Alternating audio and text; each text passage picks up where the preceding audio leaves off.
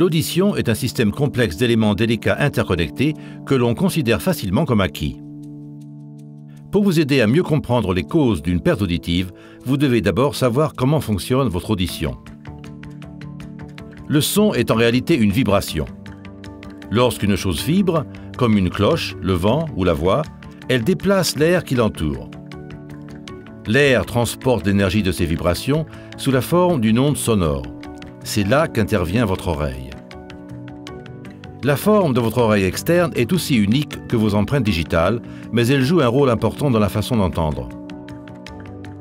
Le pavillon de l'oreille, avec sa forme d'entonnoir et ses arrondis, vous permet de déterminer d'où vient le son, de sorte que vous sachiez immédiatement si la source est devant, derrière, au-dessus ou au-dessous de vous.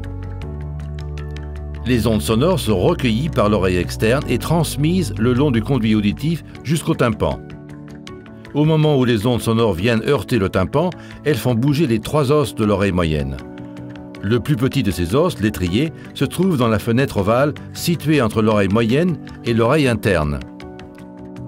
Lorsque la fenêtre ovale bouge, le fluide qui se trouve dans l'oreille interne se déplace et transporte l'énergie à travers une structure délicate en forme d'escargot que l'on appelle la cochlée. Dans l'oreille interne, des milliers de cellules ciliées microscopiques se plient sous l'effet du déplacement du fluide dans la cochlée. Lorsque ces cils se plient, des impulsions nerveuses sont transmises jusqu'au centre de l'audition du cerveau par le nerf auditif. Le cerveau traduit alors les sons, qu'il s'agisse de mots, de musique ou de rire, à partir de ces impulsions.